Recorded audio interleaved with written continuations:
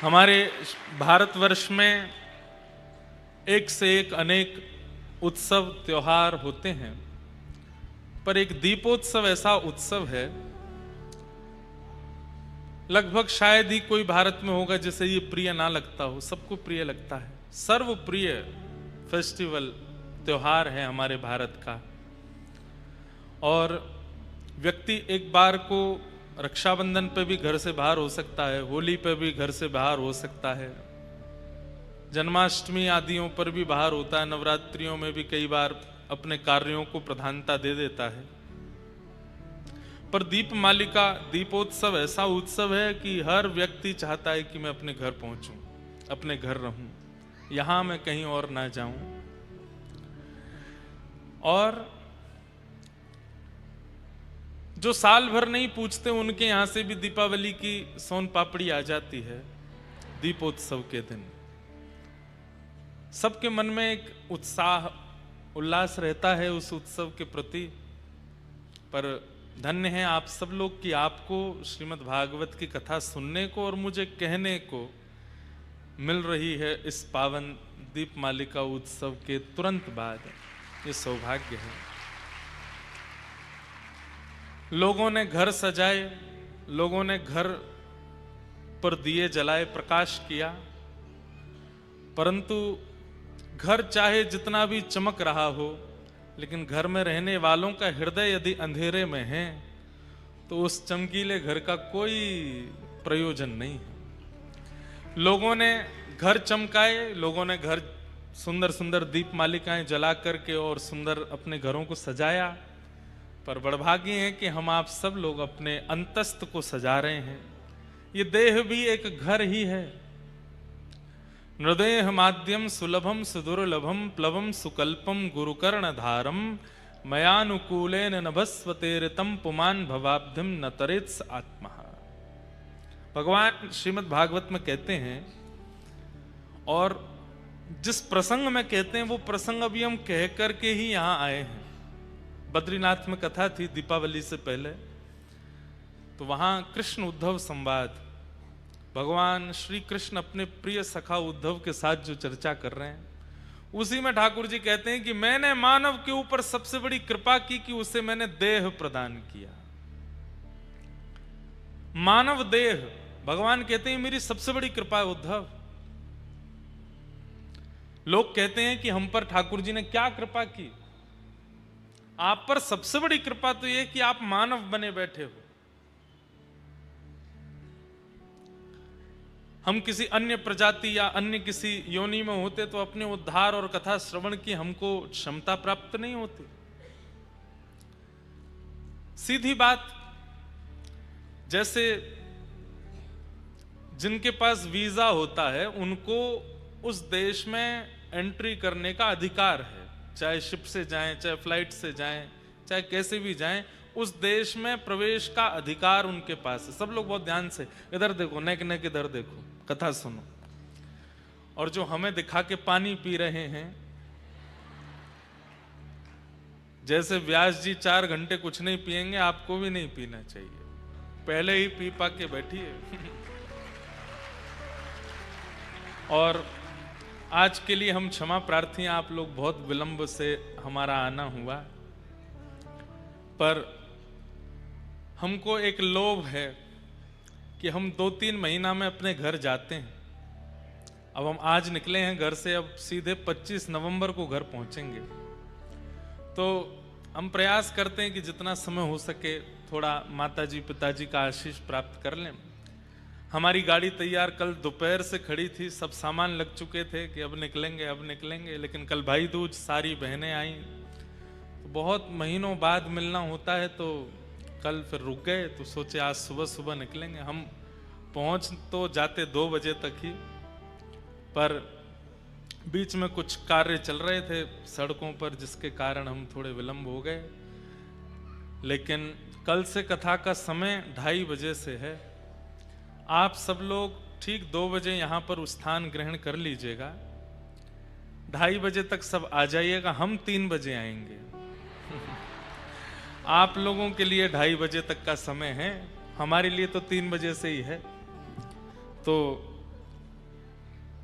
आप सब लोग खूब आनंद से पधारिएगा, खूब भाव रखिएगा। तो हम निवेदन कर रहे थे, वो बात थोड़ी सुन लीजिए। जिस व्यक्ति के पास जिस देश का वीजा होता है, वो व्यक्ति जब चाहे, आधी रात भी चाहे, तो अपनी टिकट बुक करा के उस देश में प्रवेश कर सकता है। उसको कोई रोक टोक नहीं है। जिस पे वीजा नहीं है उसको सोचना पड़ेगा कि पहले कागज इकट्ठे करूं, एम्बेसी जाऊं, फिंगरप्रिंट्स दूं, अपने पेपर जमा करवाऊं, इंटरव्यू दूं, तब वीजा आएगा, तब मैं जा पाऊंगा। ठीक वैसे ही चाहे वैकुंठ कह लीजिए, चाहे साकेत कह लीजिए, चाहे गोलोक धाम कह लीजिए, स्वर्ग नहीं, वैकुंठ, साकेत या गोलोक, जो श्री वैष्णव परंपरा से दीक्षित हैं या श्री वैष्णव परंपरा का पालन करते हैं, वो वैकुंठगामी होते हैं।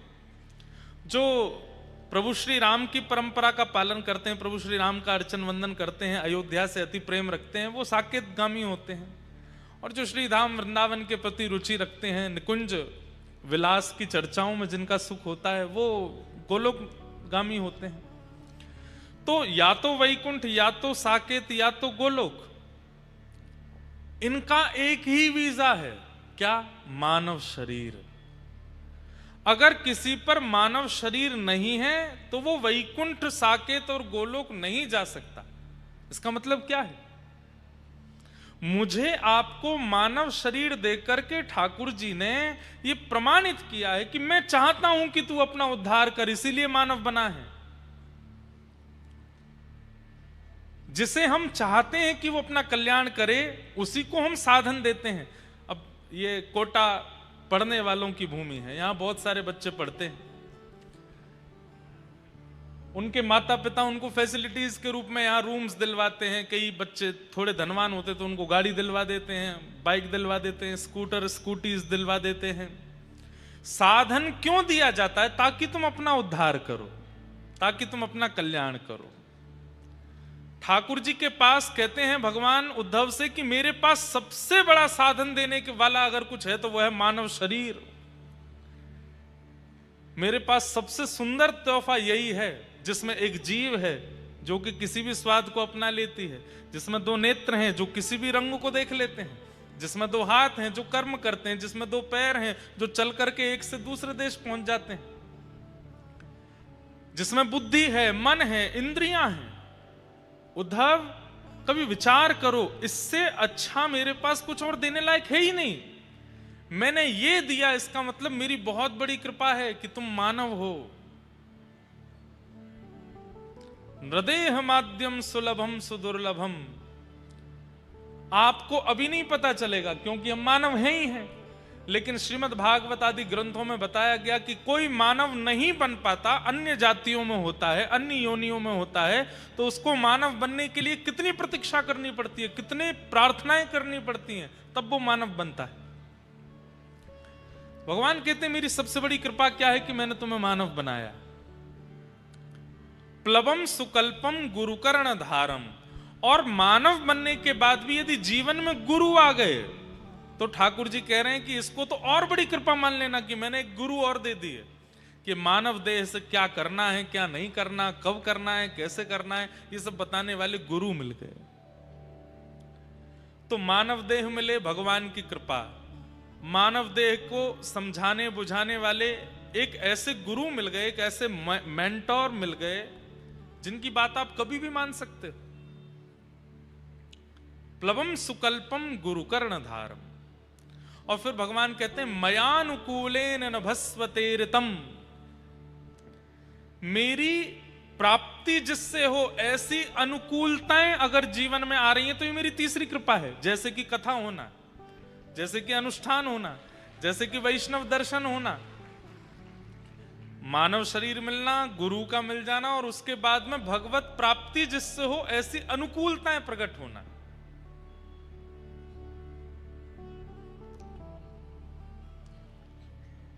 कोटा वालों को ज्यादा प्रतीक्षा करनी नहीं पड़ी कथा के लिए। बहुत सारे बेचारे अब अगर कथा लेने आते हैं तो 2 साल बाद की समय मिलती है, लेकिन हमारी एक बड़ी बहन है, सबसे बड़ी बहन, उनका इस परिवार से संबंध है। उन्होंने माँ की तरह हमारे कान पकड़ा कि यहाँ तो जाना पड़ेगा। तो कथा तो कहीं और थी, आज से कथा कहीं और प्रारंभ होनी थी, और जहां कथा होनी थी वो 2 साल पहले समय दे चुके थे। बड़ी मुश्किल से फिर हाथ पांव जोड़ करके कि भैया संतों की आज्ञा है, माताजी की आज्ञा है, बहन की आज्ञा है, इसलिए हमको जाना पड़ेगा कोटा। तो कोटा तो 6-7 महीना में ही आ गए हम, नहीं तो बाकी सब जगह तो बहुत। इसमें आप हमारी योग्यता मत समझिएगा, इसमें हम आए हैं इस बात की प्रशंसा नहीं है। मयानुकूलेन न भस्वते ऋतम, ठाकुर जी जो उद्धव जी से कह रहे हैं कि मानव का मिल जाना, शरीर का मिल जाना, गुरु का मिल जाना, उसके बाद में मेरी प्राप्ति जिससे हो, ऐसे उत्सव कथा सत्संगों का प्राप्त हो जाना, ये मेरी बहुत बड़ी कृपा है मानव के ऊपर। तो कथा तो कहीं और होनी थी, पर ठाकुर जी ने उठा करके सब योजना बनाई, नहीं कोटा में होनी चाहिए, कोटा में जाना चाहिए, कोटा में ये उत्सव होना चाहिए। तो ये बहुत बड़ी कृपा है कि हम आप सब लोगों को मानव देह की उपलब्धि क्या है ये जानने के लिए कथा सुनने को मिल रही है, और वो भी दीपावली के अवसर पर मिल रही है। ऐसे परंपरागत परिवार के द्वारा यजमानत्व में मिल रही है, जो कि श्री वैष्णव परंपरा से हमारे श्री डीडवाना वाले पूज्य महाराज श्री, जिनकी कृपा से ये पूरा परिवार आज श्री वैष्णव परंपरा के अनुगत्य में लक्ष्मी वेंकटेश भगवान श्री राघवेंद्र सरकार की परम कृपा का अनुगमन कर रहा है, उस परिवार की यजमानत्व में मिल रही है। एक ये भी होता है कि यजमान अगर शुद्ध नहीं है मन से, विचार से, भोजन से, आचरण से, तो उनके द्वारा कराई गई कथा का भी कभी कभी इम्पैक्ट श्रोताओं पर भी पड़ता है। पर ये परिवार तो परम शुद्ध है, वैष्णव परिवार, उस परिवार के द्वारा ये कथा का क्रम होना और ये सब व्यवस्थाएं बनना, ये सब बहुत बड़े सौभाग्य की बात है। चूकिएगा नहीं, नित्य पधारिएगा, समय से कथा में आ जाया करिएगा, पूरी कथा श्रवण कीजिएगा। छुट्टियां तो रविवार को पूरी हो जाएंगी, पर उसके बाद कथा तो 30 तारीख तक चलने वाली है, तो क्या करोगे? बीमारी की लीव डाल दो अपने ऑफिस में, कॉलेज में, स्कूल में, इंस्टीट्यूट में, काम पर, जहां से भी आप लोग आते हैं, और कोई अगर जॉब करता है, बिजनेस करता है, सब जगह बोल दो, बोलो भैया पटाखे का धुआं चला गया अंदर, डॉक्टर ने मना किया है, अभी 10 दिन का बेड रेस्ट है, हाथ में पटाखा फूट गया है, ऐसा कुछ भी बोल दो। अरे भाई, व्यक्ति अपने घर परिवार के उत्सवों के लिए बहाने बना करके स्कूल से, सब जगह से छुट्टी ले लेता है। हमें तो ऐसा लगता है कि कभी ठाकुर जी के लिए बहाना बना करके छुट्टी लोगे तो ठाकुर जी भी खुश होंगे, वाह हम कुछ हैं, हमारी प्रायोरिटी है, इसीलिए हमारे लिए छुट्टी ली गई है।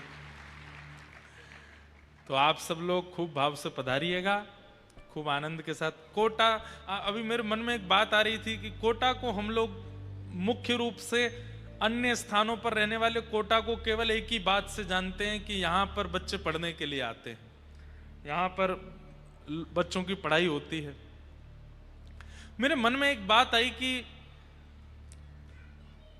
हमारी सरस्वती जी विचरण उन स्थानों पर ज्यादा करती हैं जिनका प्रारंभ का शब्द से होता है। सरस्वती जी का मुख्य स्थान कश्मीर माना जाता है। कश्मीर में सरस्वती जी का एक समय पर वहां पर ब्राह्मण ही होते थे और सब विद्वान ही होते थे, सब सरस्वती जी का अनुसरण करने वाले ही होते थे। कश्मीर क से दूसरा नाम आता है विशेष रूप से काशी, वाराणसी। काशी के विद्वानों की प्रधानता तो पूरे भारत में प्रसिद्ध है कि काशी के विद्वान है, काशी के विद्वान है। पंडितों की प्रधानता कश्मीर से, कश्मीर के पंडित हैं। पंडित मतलब केवल ब्राह्मणों को पंडित नहीं कहा जाता, विद्वानों को पंडित ही कहा जाता था। संगीत में निष्णात है उसको भी पंडित कहते हैं, कला में निष्णात है उसको भी पंडित कहते हैं, विद्या में निष्णात है उसको भी पंडित कहते हैं। तो कश्मीर सरस्वती की भूमि, काशी सरस्वती की भूमि, और कालांतर में अब कोटा भी सरस्वती जी की भूमि है। कितने सारे बच्चे यहाँ अपनी तैयारियां करते हैं, अपना भविष्य निर्माण करते हैं। माता पिता कितनी उम्मीदों के साथ बच्चों को यहाँ भेजते हैं, पढ़ लिख कर के बच्चे आगे बढ़ते हैं, फिर अपना भविष्य बनाते हैं, अपना पूरा जीवन निर्माण करते हैं। ऐसी ये कोटा की भूमि है। तो सरस्वती तो यहाँ विराजमान है, इसीलिए तो बच्चे यहाँ पढ़ पा रहे हैं। उसमें भी हमारा ये एलन परिवार कितने बच्चों को आश्रय। मैं अभी बता रहा था जब रास्ते में आ रहा था, जो भैया हमको लेने आए, लगभग कथाओं में, बड़े शहरों में जब भी कथा होती है तो कथा का समय यही 3-4 बजे से रहता है, तो शायद इंस्टीट्यूट की छुट्टी होती है, तो कितने सारे बच्चे एलन ग्रुप के जहां भी हैं आते हैं कथाओं में, और आते हैं कथा सुनते हैं। उनकी वो टी शर्ट पे लिखा रहता है, आते हैं कथाओं में बैठते हैं। तो कितने बच्चों का तो यहां से भी जीवन उद्धार हो रहा है। तो ये बहुत बड़े सौभाग्य की बात है कि ऐसे यजमान परिवार के द्वारा ये कथा आयोजित हो रही है, जो स्वयं विद्या देवी की आराधना करते हैं, स्वयं आचार्य परंपरा में सब श्री धारण करते हैं, श्री वैष्णव परंपरा का निर्वहन करते हैं। घर में ठाकुर जी की पद्धति की सेवा होती है, प्याज लहसुन आदि कुछ नहीं बनता है, इतनी शुद्ध पवित्रता रखते हैं। तो ये सब सौभाग्य हैं, एक के बाद एक सारे सौभाग्य एक साथ इकट्ठे होकर के सब हमें प्रस्तुत किए गए हैं। इससे यही मानना चाहिए कि ठाकुर जी चाहते हैं कि हम उन्हें प्राप्त करें, इसीलिए ये सारी योजनाएं बन रही हैं, और इस योजना का हमें फल लेना चाहिए। इसका एक ही फल है कि हमें कभी बस किसी राह पर, किसी मोड़ पर, किसी गली में, किसी जीवन के किसी मोड़ पर ठाकुर जी का अनुभव हो जाए, बस, और कुछ नहीं चाहिए। बंधु, एक बात हम आपसे बहुत स्पष्ट रूप से निवेदन कर दें,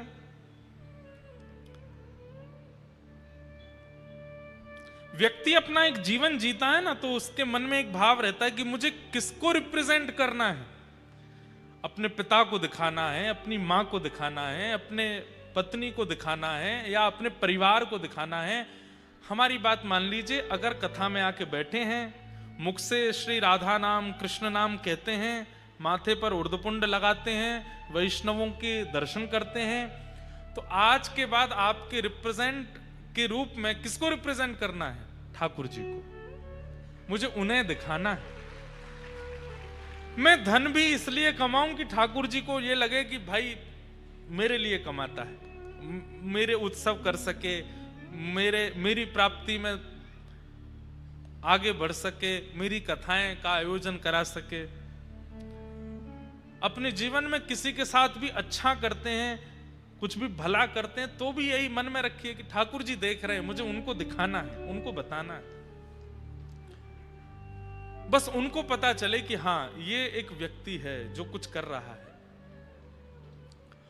और सब लोग तो एक आध आपके कार्यों पर बड़ी प्रशंसा करेंगे, लेकिन आपकी एक भूल पर, आपकी एक छोटी सी भूल पर वो पूर्व के किए हुए सारे अच्छे कामों को भूल जाएंगे और उस भूल को लेकर के आपको कोसते रहेंगे। पर ठाकुर जी का स्वभाव ऐसा है कि वो एक गलती, 2 गलती, 10 गलती, 20 गलती, 1000 गलतियों तक भी नजरअंदाजी करते हैं। कोई बात नहीं, इसने ये 4 अच्छे काम तो किए, भले 1000 गलत किए लेकिन 4 अच्छे तो किए। उनका स्वभाव ऐसा है। तो इस कथा का मूल उद्देश्य ये हो जाए कि मेरे चित्त में ये भावना प्रकट हो जाए कि मेरी आज के बाद प्रत्येक प्रतिक्रिया, प्रत्येक क्रिया, प्रत्येक कर्म, उसके पीछे मेरे मन में उद्देश्य क्या है कि मैं किसको दिखा रहा हूं? ठाकुर जी देख रहे हैं, ठाकुर जी को पता है।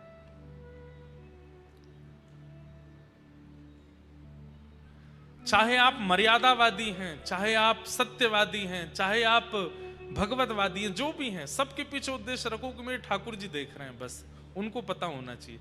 यही जीवन चरित्र आपके पड़ोस में ही रही हैं मीराबाई, उनका जीवन चरित्र भी ऐसा ही था।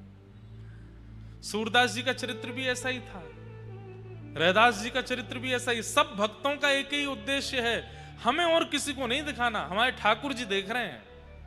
उनको पता होना चाहिए मैं क्या पहन रहा हूं, क्या खा रहा हूं, क्या बोल रहा हूं, कहां जा रहा हूं, किससे मिल रहा हूं, किसके साथ कैसा व्यवहार कर रहा हूं। हर स्थिति में आप ये विचार रखेंगे कि ठाकुर जी को पता चलेगा तो उनको कैसा लगेगा। आपसे कभी पाप कर्म बनेगा ही नहीं, दूषित कर्म बनेगा ही नहीं। व्यक्ति पाप कर्म और दूषित कर्म क्यों कर बैठता है? क्योंकि उसके चित्त से यह बात निकल जाती है कि ठाकुर जी देख रहे हैं, ठाकुर जी को पता है। इसलिए अपने मन में विचार केवल ये करें, ठाकुर जी को सब पता है, ठाकुर जी देख रहे हैं, ठाकुर जी पूछेंगे तो मैं क्या उत्तर दूंगा। उस विचार से अपना जीवन जीना प्रारंभ कर दीजिए, हर दिन आपका आनंद में हो जाएगा।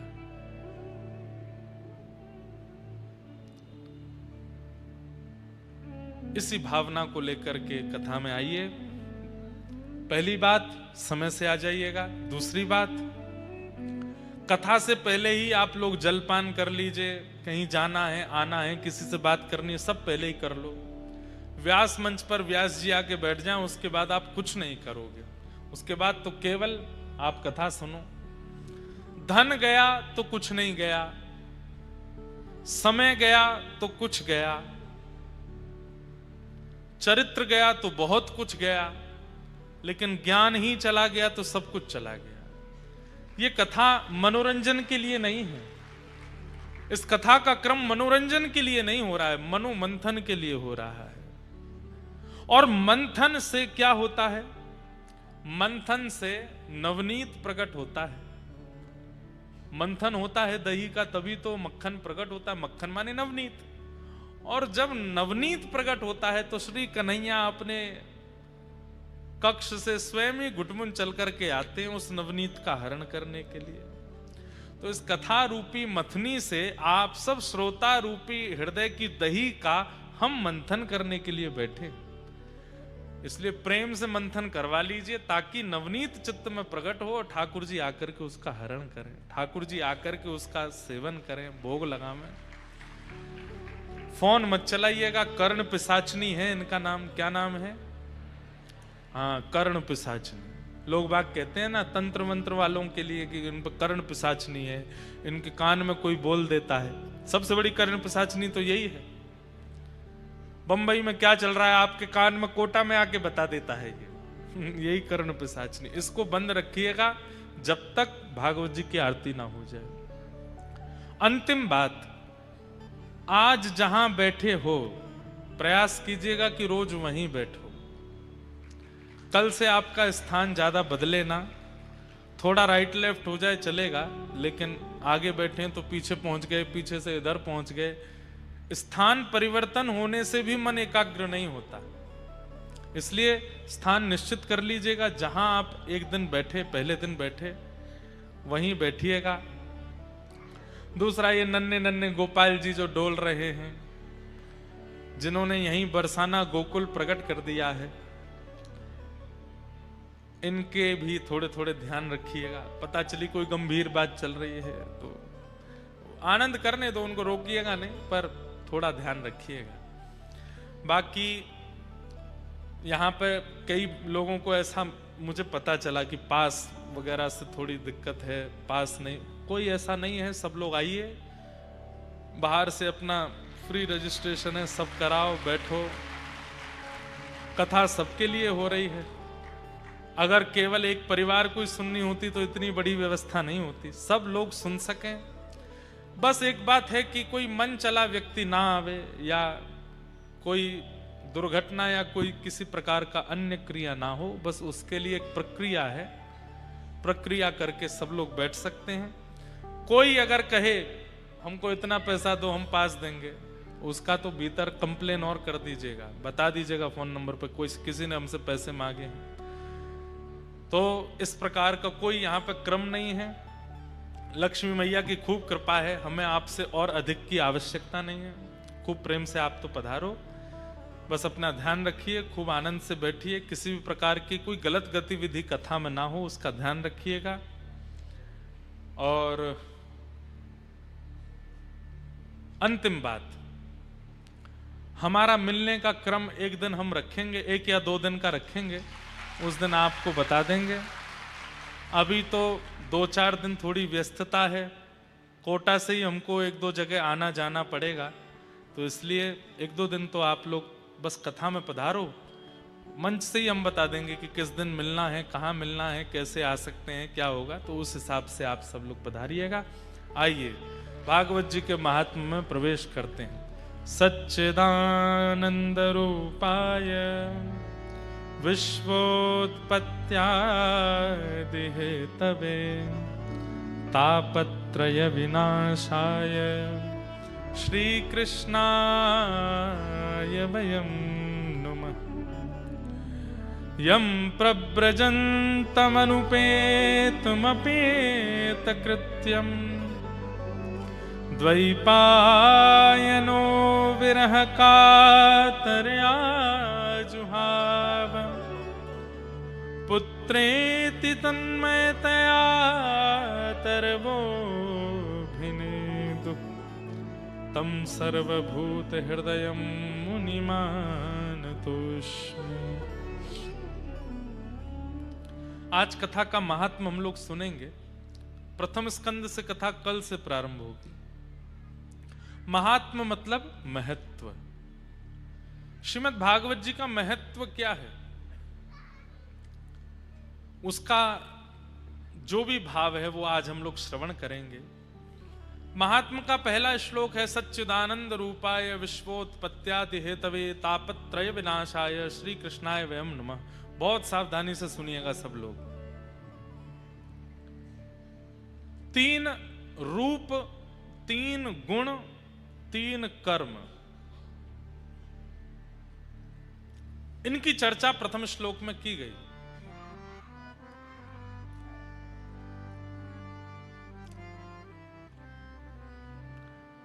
भगवान का परिचय क्या है, बहुत ध्यान से सुनिएगा। पहले श्लोक में ही स्पष्ट कर दिया कि ठाकुर जी कौन हैं।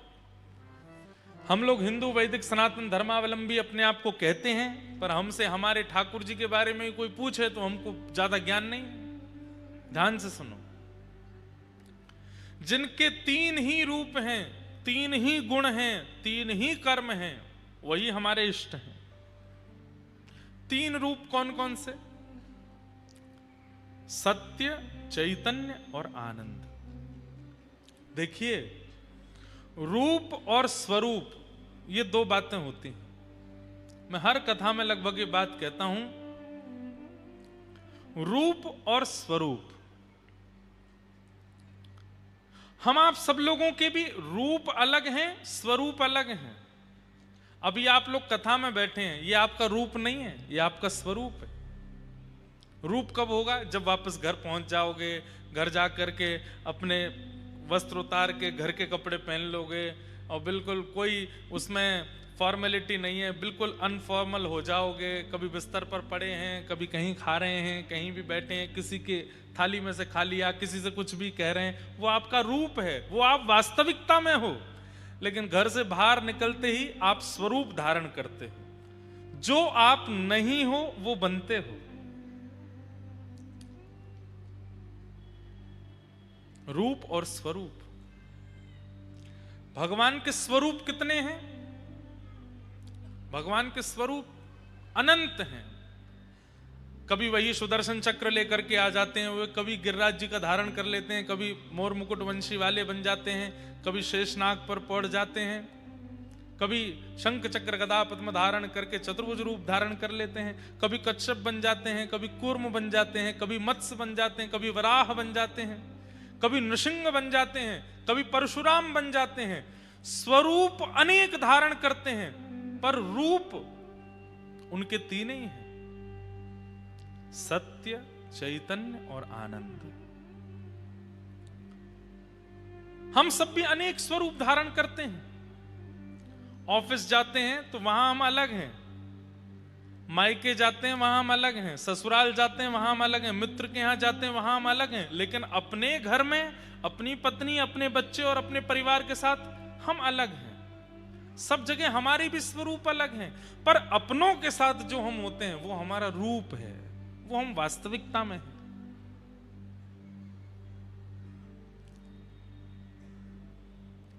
ठाकुर जी भी भक्तों की इच्छा पूरी करने के लिए अनेक स्वरूप धारण करते हैं, पर मूल रूप से चाहे नृसिंह हो, चाहे जगन्नाथ हो, चाहे मत्स्य हो, चाहे कूर्म हो, चाहे वराह हो, चाहे परशुराम हो, सबके अंदर वाले जो रूप हैं उनमें तीन ही हैं, सत्य, चैतन्य और आनंद। तो भगवान के रूप का सबसे पहला लक्षण क्या है? सत्य। ठाकुर जी सत्य हैं। आप किसी भी लीला को उठा करके ले आइए, चाहे कृष्ण रूप की लीला हो, चाहे राम रूप की लीला हो, चाहे नृसिंह रूप की लीला हो, उस पर आप प्रश्न चिन्ह उठा लीजिए कि ठाकुर जी ने यह काम कैसे कर दिया, यह तो हो ही नहीं सकता था। आप प्रश्न उठाइए, उनकी सत्यता पर प्रश्न उठाइए, लेकिन शास्त्र आपको प्रत्येक बात का उत्तर दे देगा कि ठाकुर जी असत्य नहीं है, ठाकुर जी सत्य ही हैं। इधर देखिए सब लोग, यहां देखो, वहां भी देख सकते हो, इधर भी देख सकते हो, पर देखते हमको ही रहना। हाँ भैया, चर्चा आती है चित्त में तो ये लगता है आपको समझ में आ जाए, तो हमारी दक्षिणा तो यही है। ठाकुर जी हमको और किस लिए कथा वक्ता बनाए हैं कि भाई तुम्हारी बातों से, तुम्हारी कथा से व्यक्ति को कुछ समझ आ जाए, ताकि वो बच जाए किसी गलत कार्य को कर। हम आपको सत्य बताएं, इतने लोग कथा में बैठे हैं, पर परिवर्तन 100 लोगों का ही होना है, और उन 100 में आप भी हो सकते हो, इसलिए ध्यान से सुनो। सबका नहीं होगा, ये बात हम पहले दिन ही कह रहे हैं। इस कथा के 7वें दिन 100 लोग ही बदलेंगे, पर उन 100 में आपका नाम हो, ये जिम्मेवारी आपकी होनी चाहिए कि मैं उन 100 में मैं भी हूं। इसलिए ध्यान से सुनो। कई लोग प्रश्न उठाते हैं कि प्रभु श्री राम ने सीता जी के साथ जो व्यवहार किया वो उचित नहीं था। हमारे हिंदू वैदिक सनातन धर्म में जिनको परमात्मा का स्वरूप माना गया, ऐसे प्रभु श्री राम कभी कुछ गलत कर ही नहीं सकते, वो सत्य स्वरूप हैं। पर आज भी कई लोग प्रश्न उठाते हैं, तो फिर वह त्याग की स्थिति क्यों बनी? एक व्यक्ति के कहने पर त्याग क्यों किया? अधिकतर आज के युवा मुझसे यही प्रश्न कर बैठते हैं।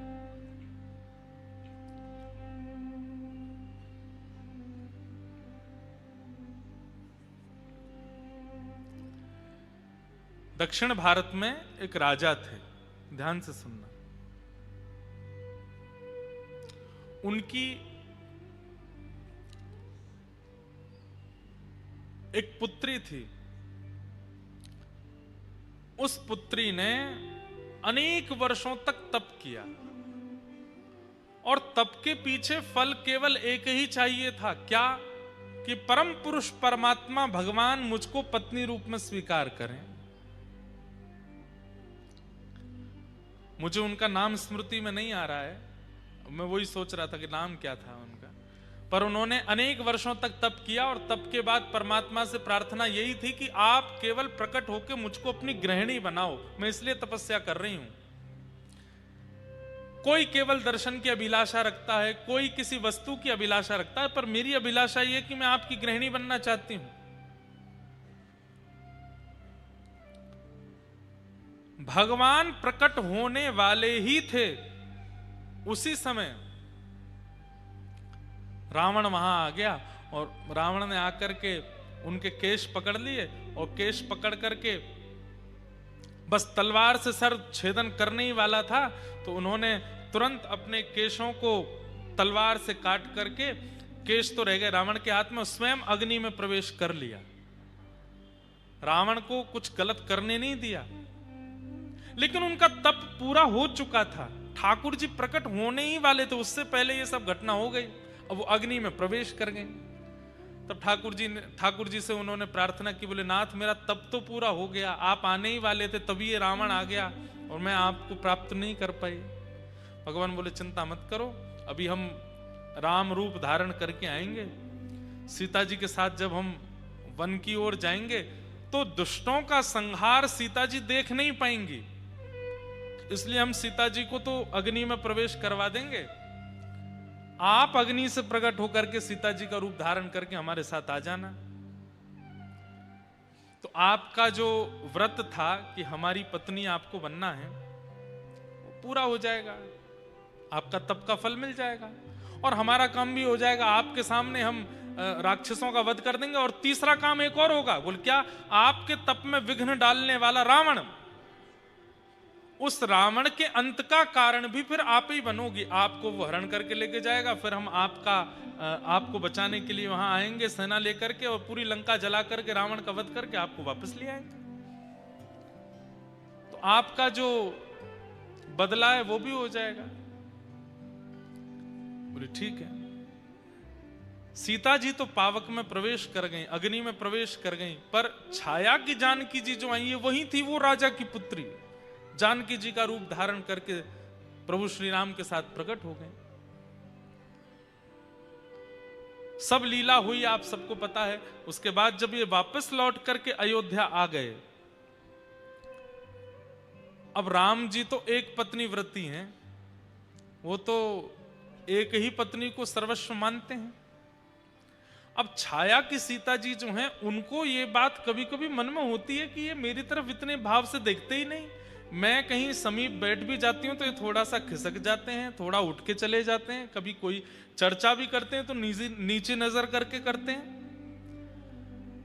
तब उन्होंने विचार किया कि हे प्रभु श्री राम, आप इस प्रकार का व्यवहार क्यों करते हैं? बोले कि देखिए, वास्तविकता मत भूलिए, हम मर्यादा पुरुषोत्तम है, एक पत्नी व्रती है, हमारी पत्नी तो पावक में है, अग्नि में है। आपकी तपस्या के कारण हम आपके साथ अभी सब निर्वहन कर रहे हैं। तब उन्होंने कहा कि तो फिर ये तो केवल आपने खाना पूर्ति की कि बस हमको पत्नी बना करके बैठा लिया है, ना तो हमारे प्रति आपका कोई भाव, ना आपके मन में कोई चिंतन, ना आप हमें देखते हैं, ना कुछ ऐसा। देवी अब क्या करें, हम तो मर्यादा पुरुषोत्तम हैं। तब वो सब लीलाएं हुई कि वे आश्रम चली गई, वहां लव कुश का जन्म हुआ, उसके बाद वो अग्नि में प्रविष्ट हो गई। पर उनके अग्नि में प्रविष्ट होते ही जो अग्नि में जानकी जी थी, वो पुनः आकर के श्री राघव जी के बगल में विराजमान हो गई हैं। और उसके बाद तो ठाकुर जी साकेत गमन कर ही गए। तो सीता जी के साथ जो लीला हुई वह भी कोई असत्य नहीं है, उसमें भी ठाकुर जी की कोई गलती या आप उस पर प्रश्न चिन्ह नहीं उठा सकते। वो ठाकुर जी के अंतरंग लीला है, वहां भी ठाकुर जी किसी की इच्छा की पूर्ति कर रहे हैं। लेकिन अब वो कन्या जो पुनः अग्नि में प्रवेश कर गई, वो बोली मेरी इच्छा तो पूरी हुई नहीं, आपने पूर्ण रूपेण पत्नी रूप में तो मुझे स्वीकार किया नहीं। तो प्रभु श्री राम बोले अब देवी अब तो एक ही होगा। बोले क्या? अब तुम पुनः दक्षिण भारत में पद्मावती के रूप में प्रकट होगी और हम वेंकटेश बन करके आएंगे, हम तिरुपति बन करके आएंगे और तब आपके साथ विवाह करेंगे, तब आपको स्वीकार करेंगे। तो लक्ष्मी जी किसी बात से रूठ करके कोल्हापुर चली गई और उस बीच में फिर वेंकटेश भगवान का विवाह पद्मावती जी के साथ में हो। ये पद्मावती जी तीसरे जन्म में आकर के, तीसरे स्वरूप में आकर के वेंकटेश भगवान की गृहिणी के रूप में विराजमान हो। पूरी दुनिया में किसी भी शास्त्र में आप ठाकुर जी के किसी भी विषय पर अगर प्रश्न उठाते हैं, उसका उत्तर है और अंत में आकर के ठाकुर जी ही सत्य घोषित हो जाएंगे। आप उनको असत्य घोषित नहीं कर सकते। वो कब, कहां, कौन सी लीला किस तरीके से कैसे संपादित कर रहे हैं ये वही जानते हैं, या उनका अनुसंधान करने वाले वैष्णव जन जानते हैं। तो ठाकुर जी का पहला रूप क्या है? सत्य। वो असत्य नहीं हो सकते। वो जहां कहीं भी जो कुछ भी कर रहे हैं सब में सत्य विराजमान है। ठाकुर जी का पहला रूप है सत्य। ठाकुर जी का दूसरा रूप क्या है? चैतन्य। हमारे पीछे श्रीनाथ जी विराजमान हैं। कोई इन्हें प्लास्टिक का समझे, कोई लकड़ी का समझे, कोई कार्डबोर्ड का समझे, तो ये बहुत बड़ा अपराध है। ये चैतन्य ही है, साक्षात चैतन्य है। अब इनकी बात ऐसी है, मैं एक बात बताता हूं कथा में। बचपन में जो आप लोग यहां बैठे हैं, आप सबने एक खेल खेला होगा, बर्फ पानी खेला है? खेला है? बर्फ पानी खेल में क्या होता है कि वो एक बालक उनमें से बोल देता है बर्फ, तो वो सब जैसे हैं वैसे ही खड़े रह जाते हैं, बाकी के बच्चे घूमते रहते हैं उसको छू करके पानी करने के लिए, तो वो पानी होता है। एक और खेल हम लोग खेलते थे, उसमें 10 तक गिनती गिनता है एक बालक, 1 2 3 4 10 तक गिनती करे, फिर वो कहता है स्टैचू, और जितने बच्चे खड़े होते हैं वो सब कुछ कुछ बन जाते हैं, कोई हाथ ऊपर करके, कोई नृत्य करता हुआ, कोई बैठ करके। अब टास्क क्या है, जिसने गिनती गिनी है उसको कहा जाता है अब तू हम में से किसी को हंसा के दिखा। अगर एक भी हिल गया तो जो हिलता जाता है वो बाहर होता चला जाता है, और जो सबसे पहले हिलता है फिर 10 नंबर तक वो गिनता है जाकर के। ठीक वैसे ही हम तो वो व्यक्ति हैं जो गिनती कर रहा है 10 तक। 100 तक गिनती होती है हमारी। 100 तक मतलब 100 साल की गिनती है, जन्म से प्रारंभ हो जाती है। और ठाकुर जी हमारे साथ वही खेल खेल रहे हैं, स्टैचू बन के खड़े हैं, बोले अब तुम वो हंसा के दिखा, अब तुम वो हिला के दिखा। तो में सामर्थ्य है तो अपने नाम जप से, अपनी भक्ति से, अपनी परिक्रमा से, अपने तप से, अपने बल से, अपने प्रसाद से, अपने भजन से, अपने नृत्य से, अपने गायन से, काऊ से भी मुंह को हिला के दिखा दे। पर ठाकुर जी इतना अद्भुत खेल खेलते हैं, हम कुछ भी कर दें वो यूं ही खड़े रहते हैं, हिलते ही नहीं है। इसका मतलब क्या है? अगर सामने वाला बालक हिल नहीं रहा है, इसका मतलब तुम्हारी तरफ से एफर्ट हुआ ही नहीं है, तुम उसको हंसा ही नहीं पाए हो, तुम ऐसा कुछ कर ही नहीं पाए कि वो हंसे। लेकिन गिनती 100 साल की ही है, और वो 100 भी पूरे नहीं हो रहे हैं आजकल, 80-90 से पहले ही टपक जा रहे हैं हम लोग। भगवान जड़ नहीं है, वो चैतन्य ही है, पर हमारे लिए जड़ बन के खड़े हैं कि तुम्हारे लिए टास्क है कि मेरे जड़त्व को तुम चैतन्य बना करके दिखाओ। श्रीनाथ जी चैतन्य नहीं हुए? कितनी बार चैतन्य हुए, आज भी चैतन्य होते हैं। कुम्मन दास जी के लिए चैतन्य हुए, सूरदास जी के लिए चैतन्य हुए, छीत स्वामी जी के लिए चैतन्य हुए, भक्तिमती मीराबाई के लिए चैतन्य हुए, रैदास जी के लिए चैतन्य हुए, हमारे लिए नहीं हुए। क्यों? क्योंकि हमने पहले ही मान लिया है कि ये जड़ ही हैं, ये मूर्ति ही हैं, ये धातु ही हैं, ये पत्थर ही हैं। नहीं, श्रीमद् भागवत में स्पष्ट कर दिया महात्मा में पहले ही कि ठाकुर जी कौन है? चैतन्य। उनके प्रति चैतन्य बुद्धि ही रखो, जड़ भाव मत लाओ, वो चैतन्य है। लेकिन हमें जड़ की तरह प्रतीत हो रहे हैं, इसका मतलब क्या है कि हमारी बुद्धि और इंद्रियों की इतनी क्षमता नहीं कि हम उनके चैतन्य का अनुभव कर पाए, इसलिए हमें जड़ ही लगते हैं। और ये दो बातें हैं, ठाकुर जी को सत्य स्वरूप मान लो, ठाकुर जी को चैतन्य स्वरूप मान लो, तो तीसरा स्वरूप आपको मानना नहीं पड़ेगा, ठाकुर जी अपने आप प्रकट कर देंगे, आनंद। फिर आनंद ही आनंद लगेगा। चलते फिरते, उठते बैठते, खाते पीते, हंसते सोते जागते, हर स्थिति में केवल आनंद का अनुभव होगा। हमारे संत महात्मा इतने कष्टों के बाद भी इतने आनंद में क्यों रहते हैं? क्योंकि वो ठाकुर जी को सत्य और चैतन्य स्वरूप मान चुके हैं, इसलिए आनंद का अनुभव होता है। हम अभी भी उनको जड़ मानते हैं, इसलिए हमको आनंद नहीं, दुख होता है, कष्ट होता है, पीड़ा होती है, ग्लानि होती है, आत्मग्लानि होती है, ना जाने क्या क्या ये सब भाव। ये संतों को क्यों नहीं आते, हमको ही क्यों आते हैं ये सारे भाव? क्योंकि हम ठाकुर जी के प्रति जड़ बुद्धि रखते हैं, असत्य बुद्धि रखते हैं।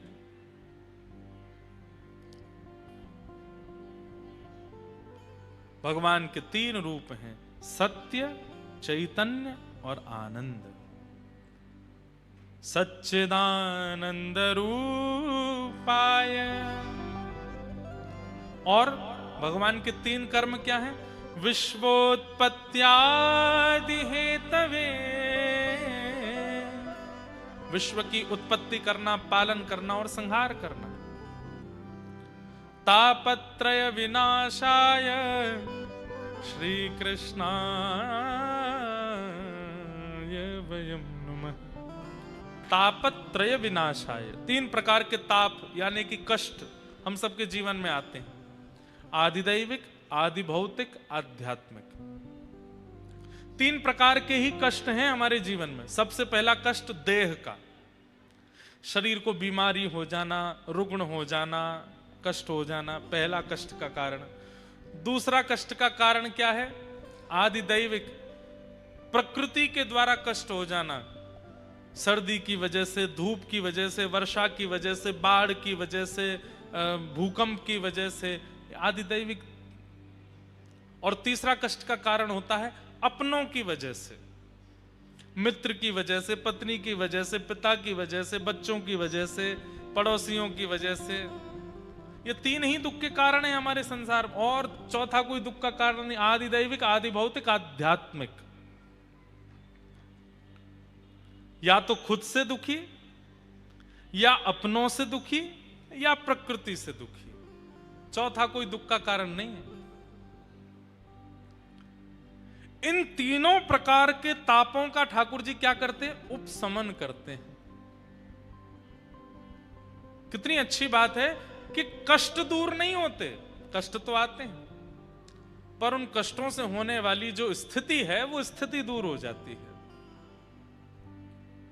शारीरिक कष्ट होगा पर इतने विचलित नहीं होगे आप, अपने कष्ट देंगे पर विचलित नहीं होगे आप, प्रकृति से कष्ट मिलेगा लेकिन विचलित नहीं होगे आप।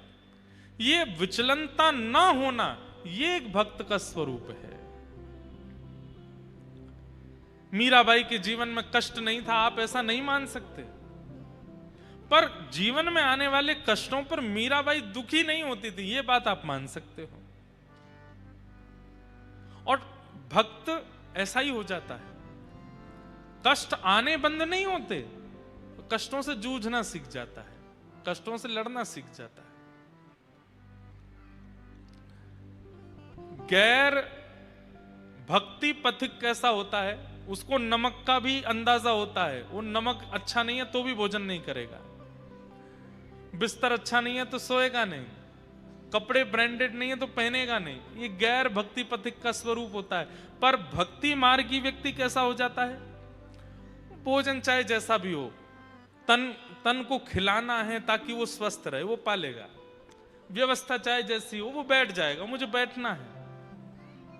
वस्त्र चाहे जैसे भी हो, तन ढकना है, पहन लेगा, ऐसी स्थिति में आने लग जाएगा। ये भक्त का स्वरूप होता है। बुरा नहीं मानिएगा, पर कोई व्यक्ति अपने आप को भक्त कहता है, लेकिन इन सब स्थिति